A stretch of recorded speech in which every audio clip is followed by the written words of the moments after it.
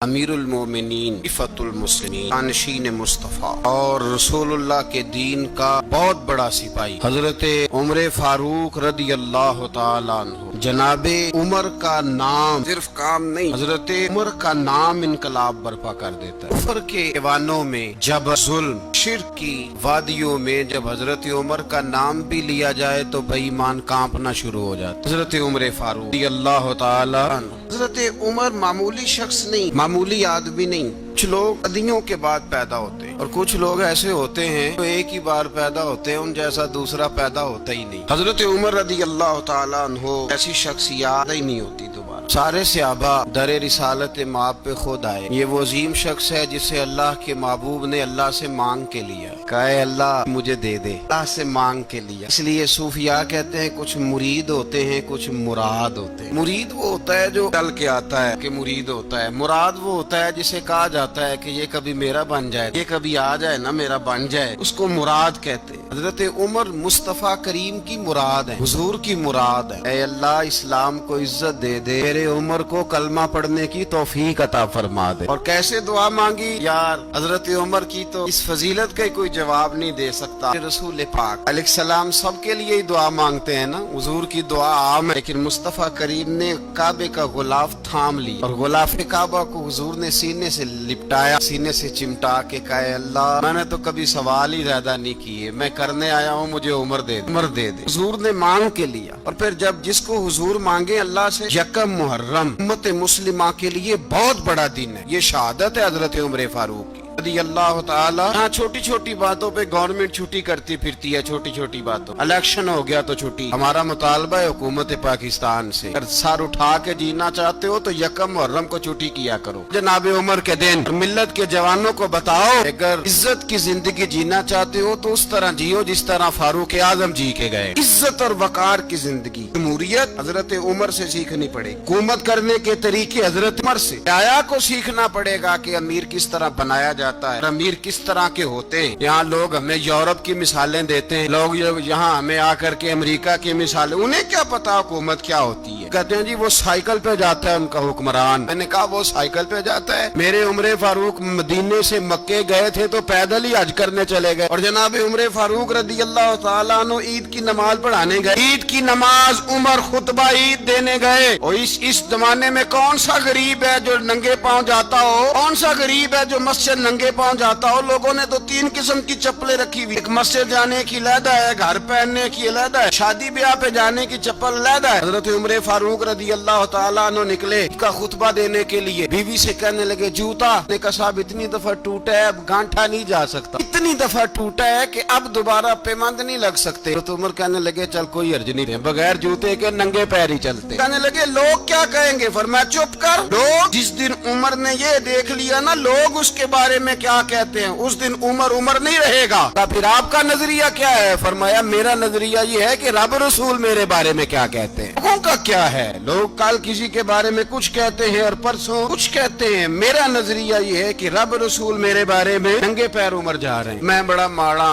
क्या गुर्बत, 10 किस्म के जोड़े लटके हुए कमरे में और पहनने की फुर्सत नहीं। सवेरे क्या पहनना है, शाम क्या पहनना है, 15-15 सूट इकट्ठे इस्त्री होके लॉन्ड्री वाला भेज रहा। तू गरीब है, तू बहुत बड़ा गरीब है। इसलिए कि गुर्बत पैसों की वजह से नहीं होती, गुर्बत तो दिल की होती है। वाकई बड़ा गरीब है और तू गरीब ही रहेगा। अमीर तो उमर फारूक थे, तो नंगे पांव चले गए ईद की नमाज पढ़ाने। तो रस्ते में जो मिला कहने लगा उमर जूता तो पहन लो। फरमाया तुम्हें उमर का जूता न पहनने का नक्श तो नजर आया है, कोई हर्ज नहीं। अगर उमर को कभी बताना हुआ तो वो वाला नुक्स बताना जो उमर की सीरत में पैदा हो, धार में पैदा हो, वो वाला नुक्स बताना। ये छोड़ो जूते आते जाते रहते। के पांव गए, पांव धोए, नमाज पढ़ाई, लौट हजरत सैयदना फारूक आजम रज़ी अल्लाह तआला अपनी जिंदगी को तरतीब दिया। एक दिन भी खिलाफत नहीं मांगी अल्लाह से। हजरत औफ बिन मालिक अशजई एक सहाबी हैं। हजरत औफ बिन मालिक रज़ी अल्लाह तआला अन्हु फरमाते हैं कि जनाब अबू बकर सिद्दीक का जमाना था तो मैंने ख्वाब देखा। मैंने ख्वाब में जनाब उमर को देखा और मैंने देखा कि कोई कहने वाला कह रहा है कि उमर वो है कि अल्लाह के रास्ते में कोई इसे जितना मर्जी बुरा भला कहे ये परवाह नहीं करता। और दूसरी बात मैंने ये देखी कि उमर खलीफा बनेगा। तीसरी बात मैंने ख्वाब में ये देखी कि उमर शहीद भी किया जाएगा, उमर शहीद भी होगा। ये मैंने 3 बातें ख्वाब में देखी। फरमाते हैं मैंने आके ख्वाब हजरत अबू बकर सिद्दीक को सुनाई, खलीफा थे।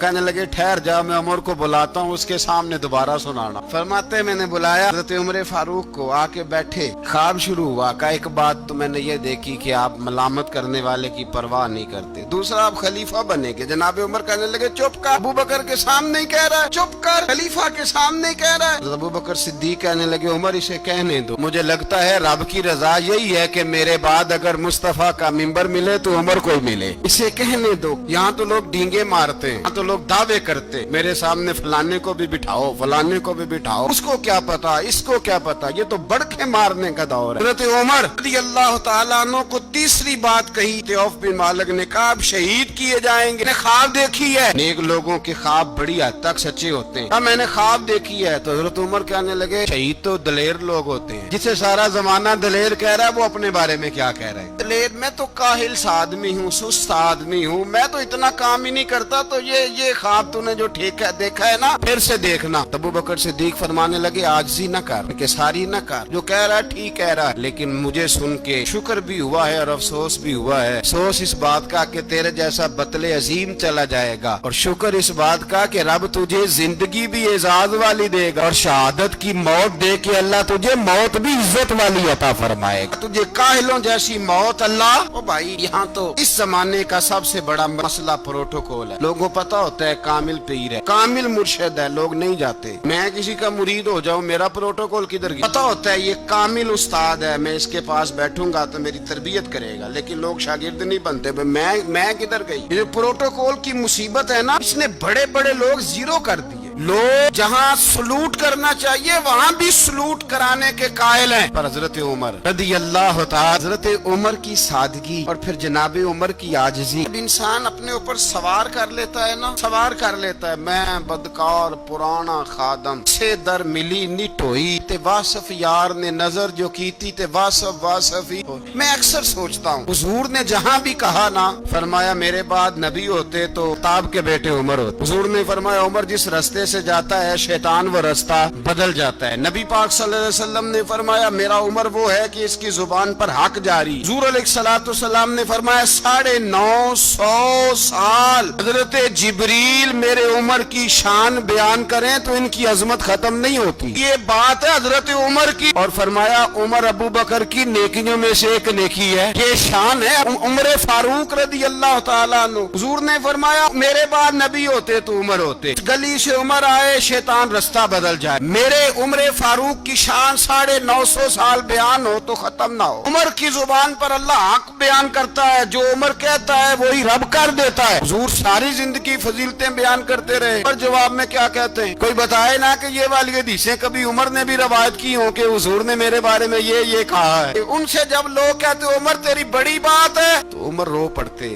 میں تو اونٹ چرانے والے باپ کا بیٹا ہوں, میں تو اونٹ چرانے والے باپ کا بیٹا. اس سے آگے عمر گئے ہی نہیں ساری زندگی, اس سے آگے لفظ ہی نہیں ادا کیا. سونٹ تھے, میری ڈیوٹی ہوتی تھی, سنبھالے نہیں جاتے تھے, ابا ڈنڈوں سے مارتا تھا. ساری زندگی عمر حج کرنے گئے, خشک تنا کھجور کا عمر فاروق رضی اللہ تعالیٰ عنہ نے اس کو اپنے کلاوے میں لیا, رونے لگے. انہوں نے کہا عمر کیا ہوا؟ فرمانے لگے یہاں میں اونٹ چرایا کرتا تھا, جہاں میں اونٹ چراتا تھا 10 اونٹ سنبھالے نہیں جاتے تھے. دیکھو رسول اللہ کی شان, آج ساری امت چلانے کا طریقہ عطا فرما دیا. ساری نظریے سے پیار. پیسہ کس کو برا لگتا ہے؟ آپ اس آدمی کی 50 کروڑ کی پراپرٹی ہے, اس کو پوچھیں سب سے غریب, آپ کو وہی نظر آئے گا, کہے گا میں ٹائٹ ہوں. سارے صحابہ مل کے آئے, کہنے لگے عمر فاروق سے کہنا ہے نبی پاک کے زمانے میں تو ظاہراً غربت تھی, ابو بکر کے دور میں بھی غربت تھی, اب تو بڑا محال ہے. عمر سے سفارش کرو کہ عمر نیا کرتا پہنا کرے. ملکوں کے سفیر آتے, عمر وہی پھٹی پرانی چادر اوڑھ کے اور وہی جگہ پہ پیوند لگے سوٹ پہن کے سفیروں کے سامنے بیٹھ جاتا ہے. عمر کو مشورہ دو. ہو گئی بات, سب نے جب مشورہ دے لیا تو سارے کہنے لگے یہ بتاؤ شیر کی مونچھ کو ہاتھ کون لگائے گا؟ نا کس نے ہے, بندہ بھی تو ڈھونڈو نا. کہا جناب میرا یہ خیال ہے کہ مولا علی شیر خدا کہیں گے, کہ جس شخص کی عمر کو سب سے زیادہ حیا کرتے دیکھا وہ شیر خدا مولا علی رضی اللہ تعالی علی کہیں گے. اس لیے کہ جناب علی تو کئی دفعہ جب گفتگو کرتے تھے تو حضرت عمر چپ کر جاتے تھے اور فرماتے تھے علی نہ ہوتا تو میں ہلاک ہو جاتا. تو کہا علی سے کہو. جناب علی شیر خدا کو بلایا, کہا جناب تے کہیں کہ زیادہ نہیں، ایک کرتا نیا پہن لے، سفیر آتے ہیں وزیر آتے ہیں تو ایک کرتا نیا پہن لے۔ حضرت علی کو بلایا، آپ فرمانے لگے کوئی اور بات ہوتی تو میں کہہ دیتا، یہ والی میں نہیں کہہ سکتا، میں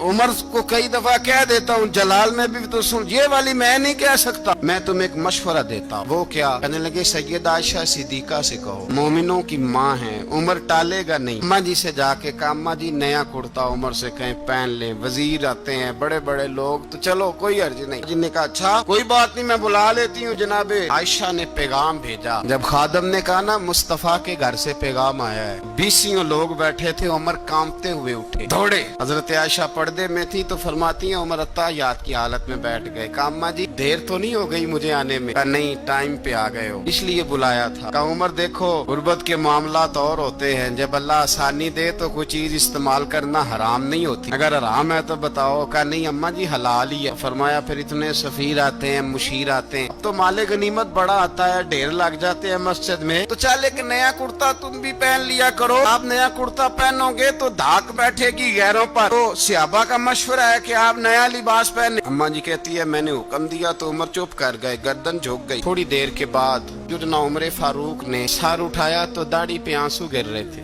رو پڑے، لگے پاک محبوب کی پاک بیوی جیسے حکم کرتی ہو میں حاضر ہوں، پر مجھے وہ والا لباس پہنانا جو میرے مصطفیٰ نے پسند فرمایا ہے، اگر یہ رنگ رسول پاک کا ہے تو میں حاضر ہوں، اور اگر نبی پاک کا نہیں پھر جیسے آپ حکم کریں۔ جناب عائشہ کہتے ہیں عمر روئے تو میں زیادہ روئی، میرا پلو بھیگ گیا آنسو سے۔ میں نے کہا عمر آپ جائیے۔ عمر یوں نکلے تو جو صحابہ کھڑے تھے وہ کونے میں تھے، سارے آ گئے، اماں جی کیا بناؤ؟ فرمایا بھائی تم سب جو باتیں کہتے ہو وہ اپنی جگہ ٹھیک ہیں، اور عمر جو بات کرتا ہے وہ سب سے زیادہ ٹھیک ہے۔ یار ایسی عاجزی، ایسا رنگ، ایسا انداز، ایسا طرز حیات، ایسی زندگی